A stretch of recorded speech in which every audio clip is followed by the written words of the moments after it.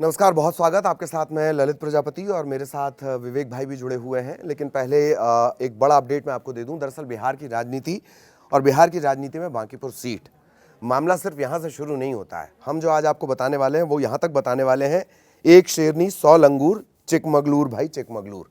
ये एक नारा था, क्यों ये नारे का हम जिक्र कर रहे हैं और आज अचानक से बांकीपुर सीट चर्चा में क्यों आ गई। यकीन जानिए कि जब यहाँ से आप कैंडिडेट जानेंगे, कैंडिडेट्स के बारे में धीरे धीरे आगे आएगा, तो ये पूरे देश का सेंटर ऑफ अट्रैक्शन बनने वाली है। कौन सी सीट? बांकीपुर सीट। एक व्यक्ति जिसने सबसे बड़ी जमहूरियत में ये बताया कि डाटा की ताकत क्या होती है, उसका नाम सामने आ रहा है। और इसी वजह से मुझे विवेक भाई को पकड़कर यहाँ लाना पड़ा कि भैया ये बांकीपुर तो बहुत दिलचस्प हो चला है। तो अब खबर पर आते हैं, क्या कुछ बड़ा अपडेट आ रहा है और आगे इतिहास को भी लेकर थोड़ी चर्चा करेंगे। सबसे पहले विवेक भाई, खबर क्या आ रही है बांकीपुर को लेकर? खबर ये आ रही, लेकिन सबसे पहले हम ये बताना चाहेंगे, जो है कि आपने नारा बोला, एक शेरनी 100 लंगूर, चिकमगलूर चिकमगलूर। इस उपचुनाव की मतलब बिहार में बांकीपुर सीट में जो उपचुनाव होने जा रहा है, ये काफ़ी महत्वपूर्ण माना जा रहा है।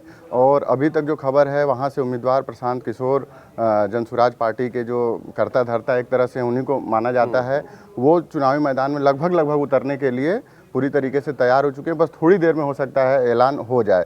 मतलब हम सर ये पूछना चाह रहे हैं, अभी उनके मतलब चर्चा बहुत ज़्यादा हो रही है प्रशांत किशोर की, जो कि अभी जो विधानसभा का चुनाव हुए थे उनको लगभग 3-3.5% वोट मिले थे और लगभग 15 लाख ही वोट मिले थे। कुछ खासा मतलब उनका असर वोट बैंक पे नहीं दिखा था, लेकिन सोशल मीडिया पे काफ़ी वो प्रभावी रहते हैं। लेकिन फिर भी इतनी चर्चा क्यों हो रही है? बिल्कुल, और ये बड़ी अच्छी बात आपने कही। वो डाटा के जादूगर बन गए। उन्होंने कई राजनेताओं को सत्ता के सिंहासन तक पहुंचा दिया। पर भारतीय राजनीति की यही सबसे दिलचस्प बात है, मुझे लगता है विवेक भाई, कि यहाँ पर टीवी पर या डिजिटल जो जादू होता है, वो वोट में कन्वर्ट हो पाना उतना आसान होता नहीं है। और एक पार्टी इसे कर पा रही है और जाहिर तौर पर उस पार्टी का जो सक्सेस रेट है वो 90% के ऊपर है। आप मुझे बांकीपुर सीट के बारे में विवेक भाई क्या बता सकते हैं कि किस तरह की रही है? सबसे ज़्यादा इसलिए चर्चा में है, वर्तमान बीजेपी के जो अध्यक्ष हैं नितिन नवीन, ये उनकी सीट है। जब उन्होंने यहाँ से छोड़ा तो ये सीट खाली हुई थी और इससे पहले जो थे, ये उनके पिताजी वहाँ से विधायक थे। जब उनका देहांत हुआ तो फिर ये उपचुनाव हुआ था, तो नितिन नवीन ने जीता था और लगभग 30 से 35 सालों से ये सीट बीजेपी के पास है, पूरा गढ़ है। ये एक तरह से पूरी शहरी क्षेत्र में सीट आती है। पटना में बांकीपुर जो है कि नाम है, पूरा एक तरह से शहरी सीट है। जो पिछला जो नवंबर में जो रिजल्ट आए थे, उसमें लगभग 51-52 हज़ार से नितिन नवीन ने इस सीट पे जो है कि इस पे 51-52 हज़ार से चुनाव जीता हुआ था। लेकिन यहाँ पे एक आपसे ये पूछना चाहते हैं, इतने चुनाव आयोग जागरूक करता है, सब कुछ करता है, मतलब बहुत कम वोट परसेंट यहाँ पे पड़ा था, तो क्या इस बार उपचुनाव में लोग घर से बाहर निकलेंगे प्रशांत किशोर के लिए, या मतलब वही तो सबसे बड़ा चैलेंज है। जैसा कि विवेक भाई बता भी रहे हैं, ये पटना निर्वाचन संख्या 182 है। पटना जिले और पटना साहिब लोकसभा का मेन हिस्से के तौर पर इसे देखा जाता है। करीब करीब जैसा इतिहास इन्होंने बताया, 30 साल से जो है 30-31 साल से यहाँ पर बीजेपी का कब्जा है। मैं इनके सवाल पर भी आ रहा हूँ, लेकिन ये खबर दरअसल किस तरीके से सामने आई है बांकीपुर की, सूत्रों के हवाले से बड़ा अपडेट निकलकर सामने आया। तेज प्रताप यादव जो है जनशक्ति जनता दल, उन्होंने तो वीणा मानवी को वहाँ से प्रत्याशी भी बना दिया है। तो आप जिसका जिक्र कर रहे हैं, एक होता है जागरूकता फैलाना और दूसरा वोटर को वहां से निकाल कर आना। आमतौर पर क्या होता है कि जब बार बार एक ही दल रिपीट होता है, एक ही पार्टी रिपीट होती है, धीरे धीरे लोगों की दिलचस्पी दरअसल कम हो जाती है। चुनाव में दिलचस्पी कम होने की, अच्छा वहां से तो उनको जीतना ही है। जैसे छिंदवाड़ा की एक सीट हुआ करती थी, छिंदवाड़ा एक सीट थी जो कमलनाथ के पास ही रहा करती थी, तो धीरे धीरे लोगों की दिलचस्पी भी चुनाव में कमोबेश थोड़ी कम होने लगती है। ये तब बदलता है जब कोई राजनेता एंटी इनकम्बेंसी या इस तरह की चीज़ों का फ़ायदा उठाते हुए पब्लिक को बाहर खींचकर ले आता है।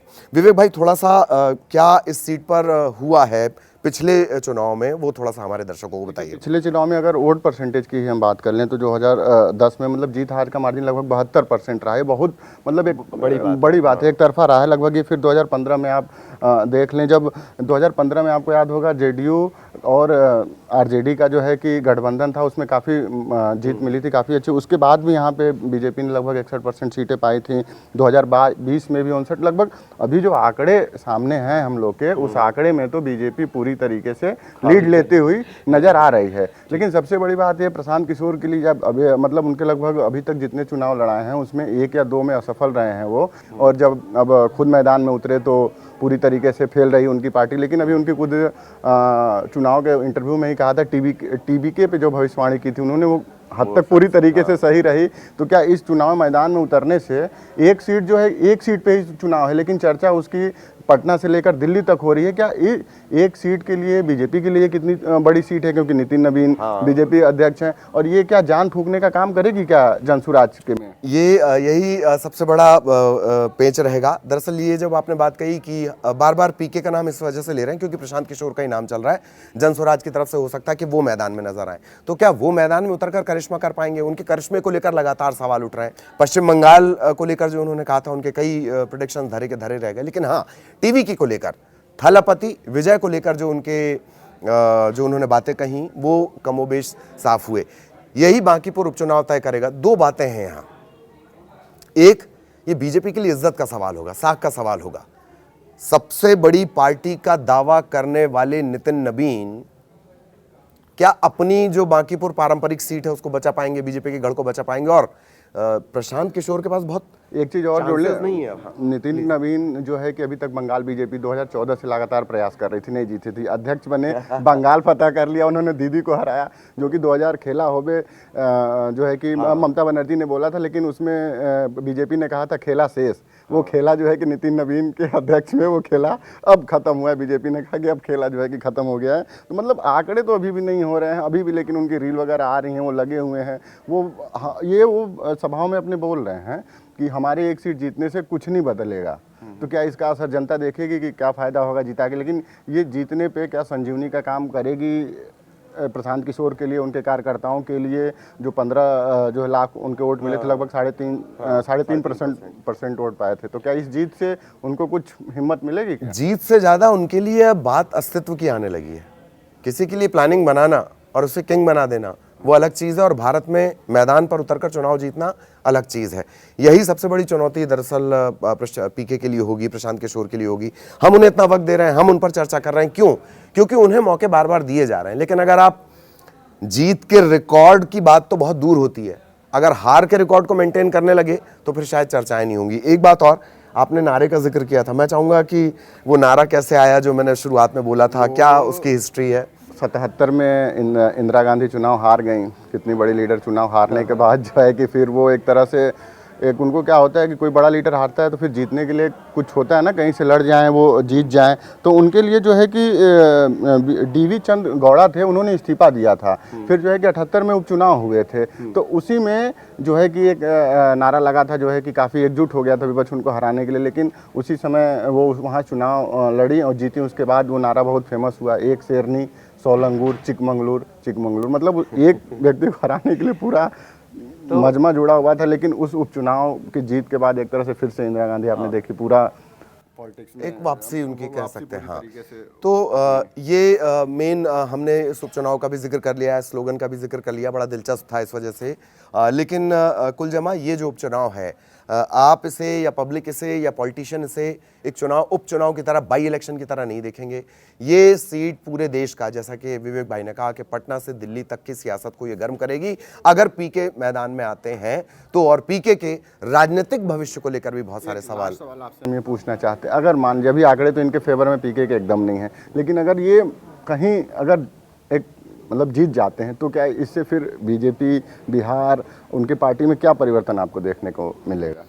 कम से कम पीके अपने आप को ये गिना तो पाएंगे कि मैंने एक सीट जीती है, एक बात। दूसरी बात कि जैसे ही अगर नज़र आएगा बीजेपी को कि हाँ बीजेपी के लिए सीट हारना एक धक्के से कम नहीं होगा, प्रतिष्ठा प्राण, हाँ उनके लिए ये प्रतिष्ठा का सवाल होगा, साख का सवाल होगा, इज्जत की बात, नाक की बात जिसको अपन कहते हैं ना डायलॉग्स में, ये उनके लिए नाक की बात होगी। लेकिन बाई चांस, हाइपोथेटिकल क्वेश्चन नहीं चलते हैं सियासत में, लेकिन जैसा विवेक भाई आप कह भी रहे हैं कि अगर ऐसा हो भी गया, आप ये यकीन जानिएगा। हाँ, पहली बार सोमनाथ चटर्जी उसमें बहुत बड़े लीडर करते थे, उनको हरा दी थी। तो कमलनाथ, यही तो सियासत है, यही सियासत है।